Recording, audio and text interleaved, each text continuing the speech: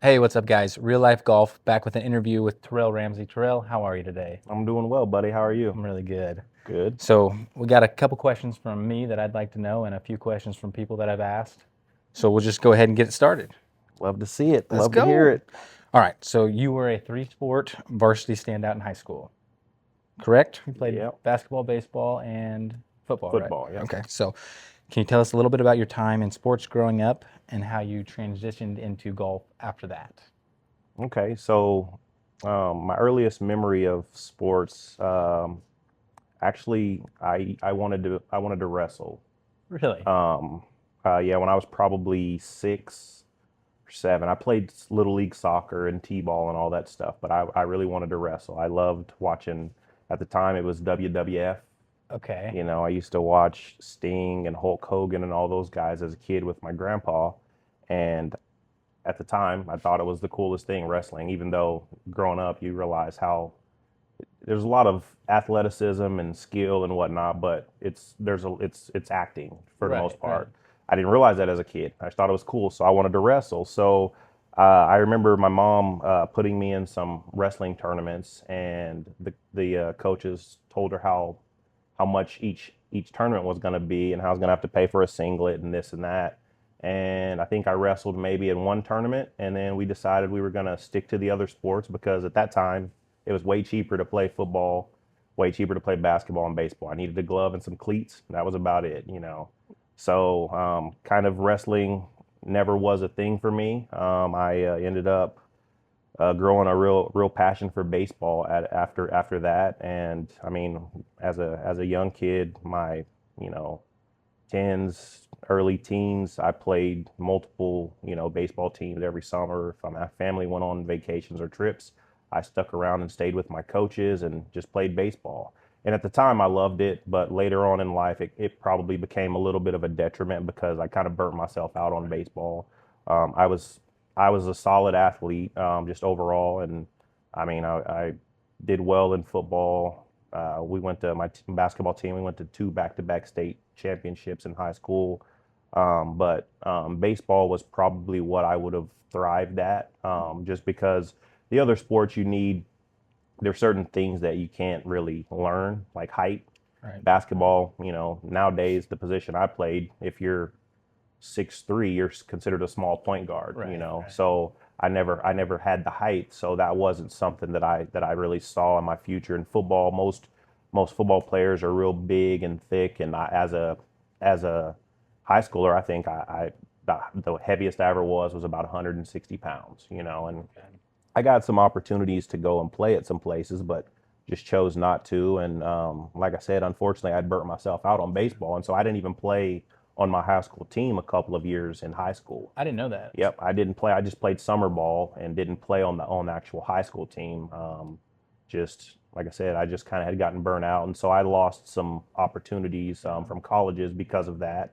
Um, So, question for you. I don't want to yep, stop you, no, but you're fine. so here's one of my questions is you said you were burnt out. Hmm. That's one of the things that happens as a junior golfer going up. I mean, you play so much. Do you think have you found in your getting older in life a way to handle being burnt out better so you won't get to that max to where you're like, I don't want to play anymore? Is there something Um, taking breaks? I would say, yeah, I think that one of the bigger things that I've noticed is that a lot of kids specialize in like one thing. As a kid, most people played all sports, and I think that playing multiple sports helps you with different motor skills, different things like that. So I would say just let your kids try multiple things and don't have them just because they're really good at one thing. Maybe don't have them specialize at just that, because that seems to be the quickest way that I've seen that people get burnt out. And a lot of times it's because their parents are pushing them too hard and not letting them just have fun. At a certain age, obviously, maybe late teenage years or something, when you realize you might have the chance to make it a profession. But when you're just a kid, just be a kid. That way, you don't get burnt out on something. I feel like you're not gonna give it your best you're not doing it because you truly enjoy it. If you're doing it because your parent or your coach is trying to force you to do it. But yeah, I would say my best advice, or just kind of something that I've noticed as I've gotten older, is yeah, just letting kids be kids and play multiple sports until they decide that, hey, this is the one that I want to focus on. Like for me, I did do multiple sports, but I chose at a young age to not go and do things that kids do, Right. not go Right. on family trips, not go visit family in other states. I just stayed and played baseball, and that was all I did. And, I wish that at the time, well, I guess actually my mom did try, because my mom was a big basketball person. So she wanted me to focus more on basketball than baseball. But baseball just came easier to me, and it was just something that I wanted to do. And I wish I would have listened to her. Right. And, You listen to that, Mama Ramsey? that's right. Should Should have have listened. listened to you. I should have listened. But yeah, I mean, when I look back, I wish that I would have maybe done it a little less, enjoyed other things a little more. Maybe I wouldn't have gotten burnt out, Yeah. and maybe I would have had a shot at, playing in the big leagues, Right. at Yeah. some point. But at the same time, I don't regret it, because I also may not be doing what I'm doing now. And I Right. mean, Right. I know people will say it all the time, but I truly do enjoy what I do every day. Get in to go and be around something that I love, whether I'm playing it or not. Just being around it is enjoyable for me. Seeing people come in, yeah, it's a little bittersweet when it's 80 degrees out and not much wind, and I see hundreds of people coming in getting ready to go tee off. I'm like, man, I wish I could go join you, and I tell Right. them that Yeah. too. But at the same time, it's just fun, just being around it, seeing other people's excitement, knowing that they're about to go do something that they also enjoy. So, Seems like you live a very grateful life. Everything you say is yeah, right. absolutely. Very grateful for kind of everything that's happened. I mean, I just been blessed to be in the right place at the right time for a lot of opportunities that have happened to me. I would have never gotten the job that I have if I wasn't in the right place at the right time. As Yeah. honestly as it's as simple as that. I just showed up somewhere and met someone, and now I'm here. How So amazing it life is. is, ain't It it? is. It's crazy. That's great. Okay, so another question for you. So for me, this is one I want to know. I've been playing golf since I was 3, but for a lot of people that took up the game later in age, can you talk about some of the fears and struggles of starting the game late in life and having to go to a golf course when you haven't been there, have to go to a driving range? Was that something you dealt with? And if it was, how did you get over it and persevere into the golfer you are today? Yeah, absolutely. I mean, growing up, I never really thought about golf. Honestly, I don't know that I ever even really understood golf until Tiger Woods burst onto the scene. And then that kind of piqued my interest, because just no one in my family really golfed. No one ever watched golf. So golf was just not something we really Yeah. thought much about, knew much about. Then obviously Tiger Woods jumped on the scene, and it was all over all sports. I mean, it wasn't just, it was more than golf at that time. I mean, at that time, Michael Jordan was still running the NBA, so those two becoming friends, it just in the sports world, people started talking about Tiger. So naturally, I'm like, well, who's this guy? Right. So I started watching, and I was like, well, this looks exciting. Mm-hmm. What the things that he was doing made it look exciting, and so I would say that was what kind of first brought me to the game. As I started playing later, like in my mid 20s, when I really started playing the game, yeah, there were a lot of times when I would, go to courses, and I mean, I can remember times I would sit there and I would just people watch and watch people on the putting green or people walking by, and then I would just drive away. I just felt too uncomfortable to get out, because I was really new to the game, and so I wasn't good at the time. And you just have this perception of, if someone looks like a golfer, that they're a good golfer. And I had some experiences with people that would, make little comments about my clubs because they were hand me downs, or what are you doing playing golf? You should be playing football or basketball. And obviously, I'm not, big into, race or anything like that. I see everyone as equal. Anyone that knows me knows that to be true. But as a person who doesn't look like anyone else on the golf course, it's just an uncomfortable feeling. It just was. And when you hear comments people make to you about like that doesn't help with that. Right. So for a long time, yeah, I did feel uncomfortable going to the golf course just because of how some of the things that people would say, and more so because as I got older, I started, you know me now, to know that I really don't care what people think. Yes. I truly don't. At the time I did, just because that was new to me. The sport was new, but the biggest thing was just because I was terrible. That was the thing that made me the most uncomfortable. I'm terrible, and I just assumed everyone else was really good. Obviously, I've learned Right. that's not true. Right. And I have a cousin of mine who, whenever I was really young, he and I, when Tiger first burst on the scene, we dug a little hole in underneath my basketball goal in my backyard, and we had a couple of just random golf clubs, and we would like chip and putt. That was my experience with golf, very first. But anyways, like he started picking up the game when I really got into it, and he would be really uncomfortable. I'd be like, hey, you got to go play, you got to go practice. He was like, man, I'm terrible. And so I understood his feelings because that's how I felt. And so it was nice to have already had gone through that, because I could express to him, hey, I know you think everyone's really good. Just listen while you're out there. You'll hear people hitting their ball into trees. You'll see people slamming their clubs. So there's going to be people who've been playing way longer than you who are just as bad, if not worse than you. So, and it helped him. I thought it was just going to be a phase for him, and he still enjoys it. He calls me anytime that he's got to go play in a scramble or he's about to go play with his buddies. He'll call me and let me know. And so I enjoy that. So I'm glad that I went through those experiences, because it's been able to allow me to help other people, because he's not the only person. I've had some people that have come and worked for us who never played golf, and they felt the same way, and now they love it. And it's because I would like to think I had some part in helping them understand and helping them feel comfortable being able to go out and maybe look a little bit different, but still understanding that everyone's, in the grand scheme of things, most people just aren't good at golf. Yeah. So Yeah. no one's gonna, most people aren't gonna judge you because of that. So People shouldn't judge either. I mean, Yeah. do you think some of that stuff that was going on was in our head? I mean, you had some terrible experiences, and then maybe your head ran with that.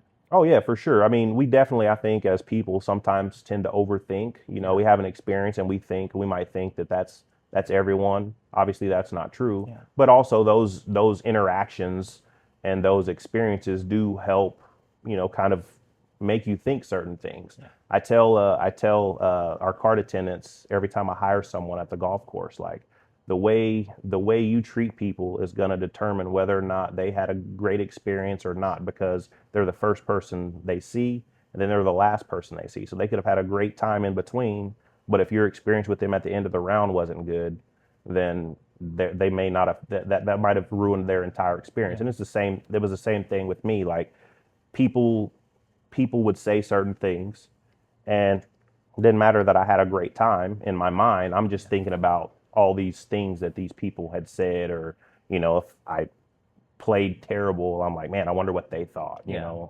Should he be out here? And when I'm thinking that, and then someone says, hey, what are you doing out here? You should be playing football or basketball or whatever. So naturally, but luckily, as I improved and got more comfortable with just my game, I didn't really care about the other stuff, because at the end of the day, I just wanted to be better. Like, I'm just a competitor. I just wanted to be good. I didn't care that people thought anything else. I want to be good, and that's all that mattered to me at the end of the day. So I love that, man. That's good for you. So Yeah. you kind of led me into my next question.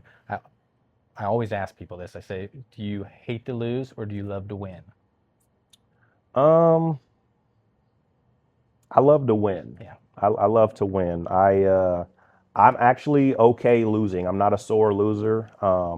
And but yeah, I just love the feeling of winning. And it's weird, because even when I'm not participating and I'm watching someone else in anything, I love just winning. Like, when I see people win, I get enjoyment, because I see the excitement of, like, right now we're going through, we just finished up the NCAA basketball tournament, and like, I have no rooting interest in a lot of these teams, but after each game, I catch myself just smiling, because they're so excited for winning, and it brings me back to times in life when I've won, and that feeling that I have, and so I can relate, and just seeing that excitement. So yeah, definitely love winning.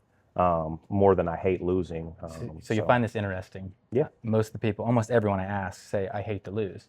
You're one of the few people. I feel the same way. I feel like I love to win because if you hate to lose, and if you hate to lose at all, you're going to be afraid to win. Yeah. So being afraid to win is going to lead you down the wrong path. I love that you said that. That's Yeah. good for you, For man. sure. Absolutely. All right, a couple more questions. Let's see. Okay, this is a good one. When did you figure out you wanted to be a PGA pro? And can you talk about the steps that are involved in it? I know a lot of us don't really know about how much hard work and how many classes you have to go through. Can you talk a little bit about that? Yeah. So first, I want to say, just so people aren't confused, because a lot of times people get confused with PGA Pro, like a PGA professional versus a golfing professional. Okay. So like whenever people hear PGA Pro or golf professional, they think that you're a professional golfer. So they're not the same thing. Okay. A professional golfer is someone who plays golf. That's their primary job. They play golf on a professional tour of some sort. Yourself, you play golf on a professional tour and you make money doing so. Now, while I have played in professional golf tournaments, they're not like the PGA Tour. So, as to the question you asked, a golf professional is someone who has been certified in essentially all aspects of the industry of golf. So they're able to teach, they're able to run a facility, a driving range, a golf course, things like that. You buy and sell merchandise in a shop. So that's what I do as a golf professional. Whereas a professional golfer, sorry, they're just playing. They're not folding shirts. They're not giving lessons. Those types of things. So just wanted to kind of clarify that because I get asked all the time, "Oh, you're a professional golfer?" No, no, no, no, no, no, no. Let's slow your roll. I'm not a professional golfer. I'm a golf professional. So I know it sounds confusing, but it's two different things. As far as when it was that I realized I wanted to do it, so I used to work at Walmart for, I don't know, almost 10 years, and I helped manage Walmarts. And I'd been doing it. I'd been in Topeka for, I don't know, maybe 3 years at the time. And at that time I was still really new to golf. Maybe, I don't know, 4 years in or something like that, 5 years in. And I was starting to improve a lot. And I was kind of not enjoying my time in big box retail anymore. I'd been doing it for, like I said, almost 10 years. And some of the people around me just really didn't look happy. And that wasn't what I wanted for my life. And so I started thinking, what can I do that I think I would enjoy long term? And I just really couldn't think of anything because growing up, all I ever wanted to do was be a professional athlete. That was really all I thought I was going to do. And so I was like, well, what could I do? Well, I developed this crazy passion, borderline addiction to golf. So I thought, well, maybe I could do that someday. So I started kind of brainstorming ways to do it. And at the time, I used to go to a course in Topeka, one of the county courses, Cypress Ridge. That was where I would go. I used to work 8 to 8 at Walmart overnights. And so I'd get off at 8 a.m., go straight to the driving range and grind away for 3 or 4 hours. And I would do that 3 or 4 days a week. I didn't play golf with anyone for like my first 2 years in town. I would literally go to work, go to the driving range, hit balls, and then that was what I did. Yeah. So one day I went into the head pro. Her name is Penny Hickman. And the reason that she kind of stood out to me is because similar to me, obviously, I'm kind of a minority in the game of golf. Right. In basketball and football, there's a lot of people that look like me. In golf, there's not. Well, there's also not a lot of women in the industry that I was wanting to get into. So her being a woman in the industry, I thought, oh, well, she would be a perfect person to ask what about the job, what it takes, what do I need to do to start, because she's a minority as well in the industry of golf. There's not a lot of women.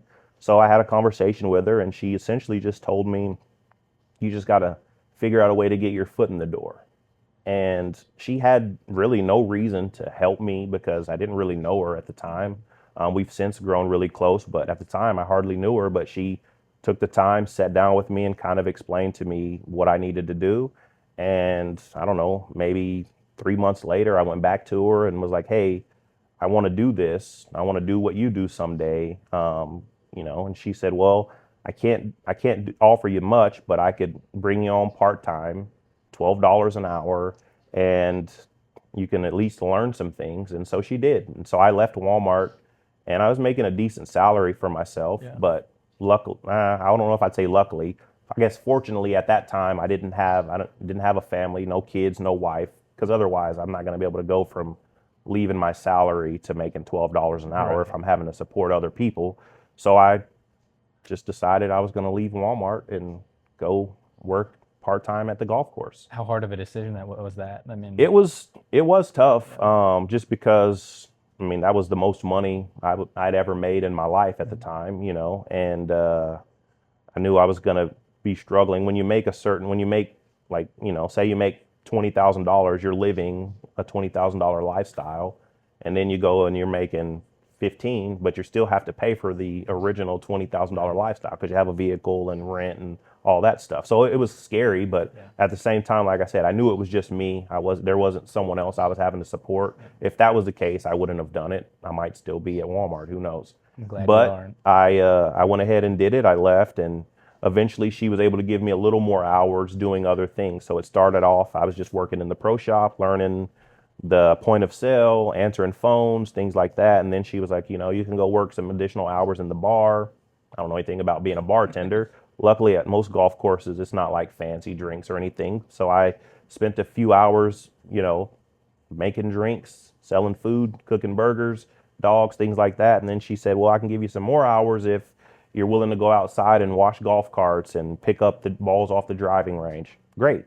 So I was kind of learning all the different aspects of the business without really realizing it, but she was allowing me to do that. After about 6 months, she says, you should start applying for jobs. And so I started applying for golf pro jobs, and I got a job offer at a place in Kansas City, and I guess kind of the rest is history. I accepted the job, signed the paperwork, left there, went to the. Have you ever been to the golf expo in Kansas City? I haven't. No, no. So What's there's that a like? golf expo in Kansas City, and I had always wanted to go, but never did because I'd heard not great things about it. But when I left signing my job offer that day, I saw like $40 in the parking lot, and I never had gone to this expo because I was like, I'm not going to spend $50 when everyone's telling me it's not great. Well, I found that $40 in the parking lot, and I thought, this is a sign. So I went inside. I said, hey, I found $40. The guy said, well, we don't know whose it is. You can keep it. It was the guy that had just offered me the job. So great. I'm going to keep this $40. Threw 10 of my own dollars in, went to the golf expo. I'm walking around. It's really cool. And I ran into a booth, that Firekeeper golf course booth. And for whatever reason, the then general manager, Randy Towner, just started talking to me, asked me if I'd ever played the course. I had played it once. We just kind of talked for 10 or 15 minutes. He asked me what I did for a living. I said, well, actually, I just accepted an assistant golf professional job in Kansas City.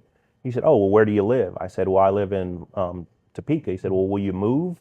I was like, I'm not really sure. I'm fairly new, so I don't know, I don't know the drive and this and that, but probably at some point if it's too much of a drive. He said, well, have you ever thought about working for a casino? And I was like, well, no. Not really. And he said, well, we actually just got rid of our food and beverage manager to add a additional golf professional instead because we don't have a big food side. Would you have any interest? So the next day he calls me up. I drive out to Firekeeper Golf Course and I sit down with him and Michael, and we're literally just talking just about life and what I've done in life and what he's done in life. And at the time he was the president of the Midwest section of the PGA. So we leave that meeting and he says to me, hey, I can't offer you it right now because it's not technically open, but really I would like to offer you the job for our new assistant golf pro. So I went home, I kind of thought about it. I researched Randy Towner and I researched the golf course compared to the other one, and it was a no-brainer. I mean, he's the president of the section.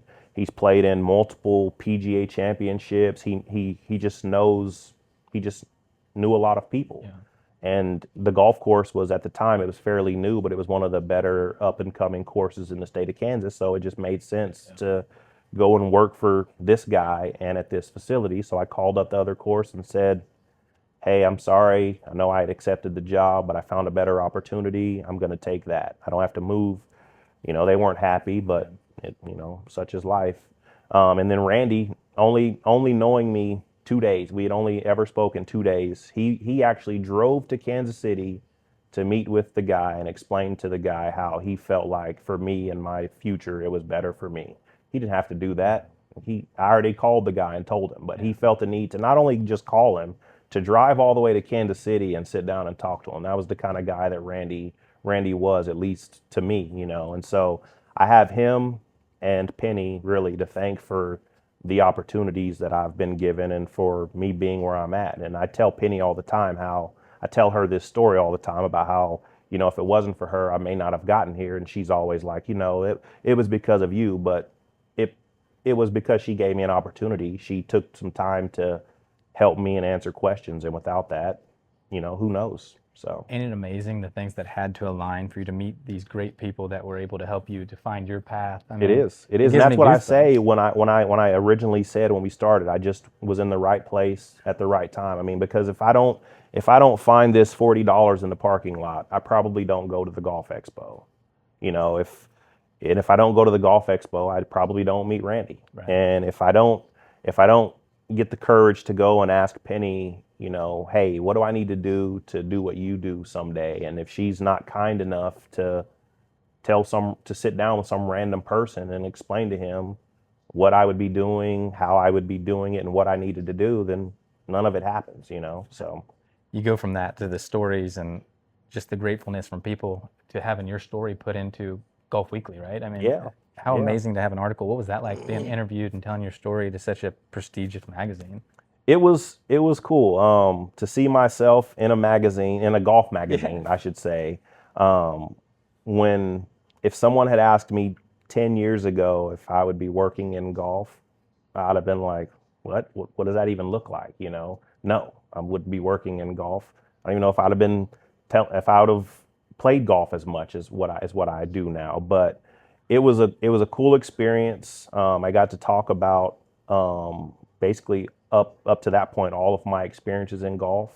But more importantly, I got to share those stories, the stories of Penny and Randy, and how without those two people, I may not, be where I am. And so anytime I get the opportunity to shout them out, I do, because I truly believe that if it wasn't for them, I wouldn't be doing what I'm doing. And honestly, I have no idea what I would be doing, because like I said, I was at Walmart and I was doing fine, but I wasn't happy. I didn't enjoy going to work most days. I think for the 10 years that I was there, I think 8 of those 10 years, I didn't have a Christmas. I didn't have a Thanksgiving.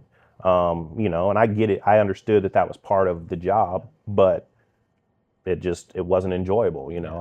I love my family. And so to be able to now on Christmas and on Thanksgiving and pretty much any holiday, be able to go and spend time with them because I don't have to be stuck at work, it's a blessing. So yeah, I always enjoy telling the story of those two, because I truly don't, I can't say it enough. Like, it's crazy when I really think about it. I really have no idea what I would be doing in life if I hadn't have met those two people. And that led into how many other, I mean, to me, the game of golf has brought me so much joy and so many great people. I'm sure you've had similar experiences. And Yeah.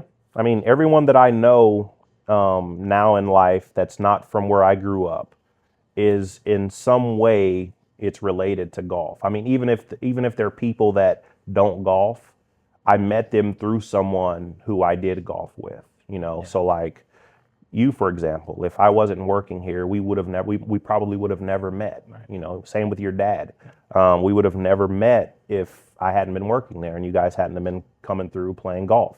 My really good friend Mark, you know him as Mook. Yeah. If it wasn't for golf, I would have, never met him.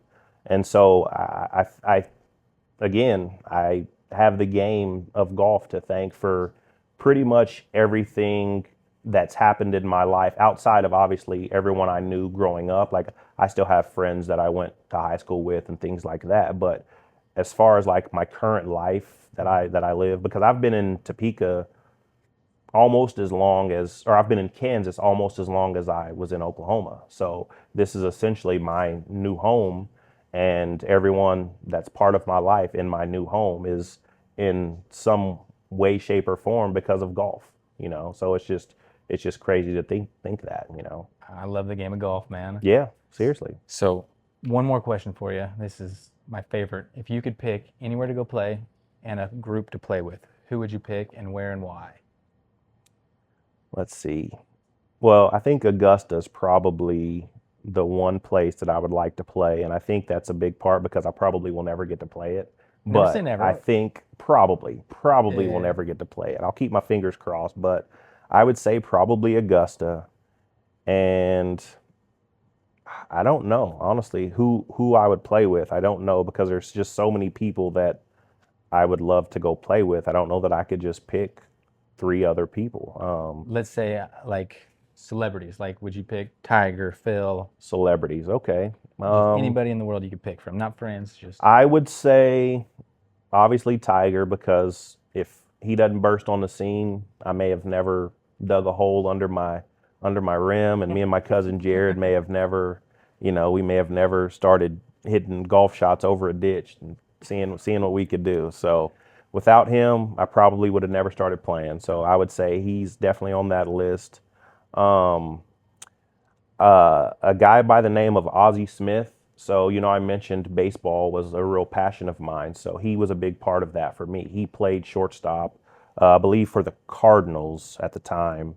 But he was just my favorite. He's my all-time favorite player. He just used to do things that were just incredible. And I played shortstop because of him. And I got to meet him in 2018, maybe 2019, whenever they had the PGA Championship at Belle Reve, Missouri. I got to meet him. I got to take a photo with him, and he was the nicest guy. And he was there because he too loves golf.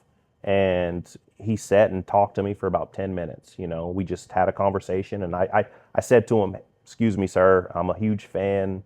I just want to take a photo, 10 yeah. seconds of your time." He was like, "Oh, you can have more than that," and we sat and talked for 10 minutes, and it was just great. So he would be one of those people. And then man, my third, I don't know, that's tough. Uh, I would say, so I have a cousin. His name is Kerry Daggs. So when I first started playing golf, he was one who would like really push me to play. He saw me play other sports, and I was blessed to just have natural athletic ability. And so a lot of things when it came to athletics just kind of came easy to me. And so he saw me hit a ball really far. So in his mind, oh, you're going to be great. Yeah. He didn't realize that there was more to it. But he was the first person to like push me to really take it serious, to try and become a good player, because he saw potential. He's the type of person who today will say, "T, you need to be trying to play professionally." And I'm like, "Look, you don't understand. You don't understand the difference." But since then, he's had some health issues. He actually has had to have both of his legs amputated.